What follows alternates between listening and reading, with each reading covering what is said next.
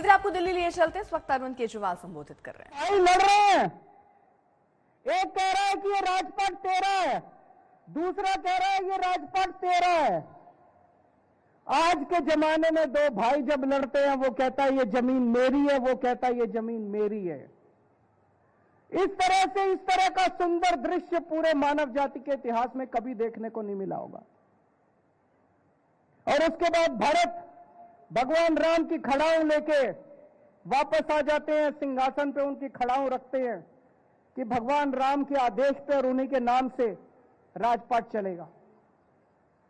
आजकल के जमाने में क्या होता है, एक बाप है, बहुत बड़ा सेठ है, उसके दो बेटे हैं, बाप की मौत हो जाती है, दोनों बेटों में झगड़े शुरू हो जाते हैं। उनकी जायदाद को लेके, जमीन जायदाद को लेके दोनों बेटों में झगड़े शुरू हो जाते हैं। दोनों बेटे अपने आप को भगवान राम का चेला मानते हैं, भगवान राम का शिष्य मानते हैं, और दोनों भाई लड़ रहे हैं आपस में, कोर्ट में, कचहरी में, आपस में लड़ रहे हैं दोनों भाई, ये जमीन मेरी, ये जमीन मेरी। दोनों ने राम नाम का दुपट्टा ओढ़ रखा है।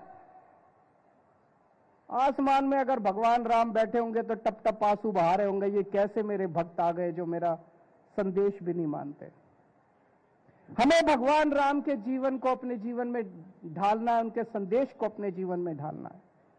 भगवान राम जाति को नहीं मानते थे, वो जाति के आधार पर भेदभाव नहीं करते थे। जब भगवान राम वनवास गए, चारों तरफ बात फैल गई कि भगवान राम वनवास आए हैं। बड़े बड़े राजा, बड़े बड़े लोग उनके दर्शन करना चाहते थे। वन में एक माता शबरी थी, शबरी माता थी। वो ऐसी जाति से आती थी जिसको समाज के अंदर जो छुआछूत से प्रताड़ित थी। माता शबरी छुआछूत से प्रताड़ित थी, वो ऐसी जाति से आती थी। उन दिनों में उसे छोटी जाति कहते थे, छोटी जाति से आती थी।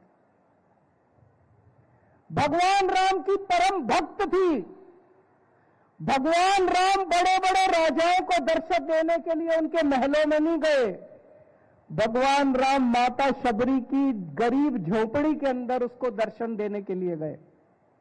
और जब भगवान राम माता शबरी को मिलने के लिए जाते हैं, वो इतनी भोली है, इतनी भोली है, वो चाहती है, वो बेर लेके आती है वन से, और वो चाहती है कि वो केवल मीठे बेर भगवान राम को खिलाए।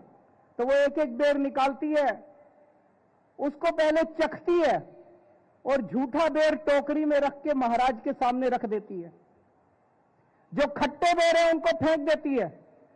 झूठे बेर, मां शबरी के झूठे बेर भगवान उठा उठा के खा रहे हैं। लक्ष्मण भगवान राम को कहते हैं कि हे भगवान, ये क्या कर रहे हैं, ये झूठे बेर हैं। भगवान राम कहते हैं कि इतना अच्छा आहार मैंने आज तक जिंदगी में नहीं किया। कोई मेरा भक्त अगर प्यार से मुझे जो भी खिलाएगा, जैसे भी खिलाएगा, वो मुझे मंजूर है। ऐसे थे भगवान राम, जो जाति के आधार पे कोई भेदभाव नहीं करते थे। आज हमारा समाज जाति के आधार पे पूरा बटा हुआ है। दोस्तों, भगवान राम 14 वर्ष का वनवास पूरा करके वापस आते हैं, अयोध्या के राजा बनते हैं। उनके राजपाट में चारों ओर सुख शांति है, विकास ही विकास है। लोगों को किसी तरह की कोई परेशानी नहीं है। इतिहास के अंदर इसे राम राज्य की परिभाषा दी गई है, राम राज्य। जब राम राज्य की बात की जाती है तो कहा जाता है कि पूरे मानव जाति के इतिहास में इस तरह का सुख शांति वाला अच्छा शासन आज तक कभी नहीं हुआ। रामायण के अंदर इसका कई चौपाइयों और दोहों के अंदर विवरण है। मैं एक बस पढ़ के सुनाऊंगा।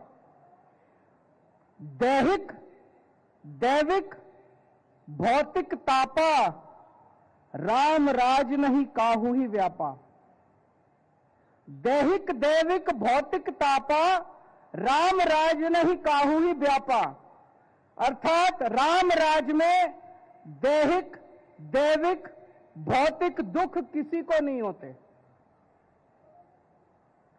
आगे कहते हैं, सब नर करहि परस्पर प्रीति, चल ही स्वधर्म निरत श्रुति नीति। सब लोग अपने अपने धर्म का पालन करते हैं, नीतियों के हिसाब से प्रेम से रहते हैं, प्रीति से रहते हैं और अपने अपने धर्म का पालन करते हैं। आज दिल्ली के अंदर हम लोग राम राज्य की अवधारणा से प्रेरणा लेके अपनी सरकार चलाने की कोशिश कर रहे हैं। रामायण के अंदर जो राम राज्य की परिभाषा दी गई है, जो अवधारणा दी गई है, उसे हमने 10 बिंदुओं के अंदर संजोया है। 10 प्रिंसिपल्स हैं जिसके ऊपर हम अपनी सरकार चलाने की कोशिश कर रहे हैं। पहला सिद्धांत, राम राज्य के अंदर कभी कोई भूखा नहीं मरता। हमारी कोशिश है कि दिल्ली के अंदर कोई भूखा नहीं रहना चाहिए। जो गरीब लोग हैं हम उन्हें मुफ्त में राशन देते हैं। जो बेघर लोग हैं हम उनके लिए नाइट शेल्टर्स बनाते हैं ताकि कोई भूखा नहीं सोना चाहिए। हमारी पूरी कोशिश रहती है, मैं ये नहीं कह रहा कि हमने 100% अचीव कर लिया, लेकिन हमारी कोशिश रहती है कि दिल्ली के अंदर कोई भूखा नहीं सोना चाहिए।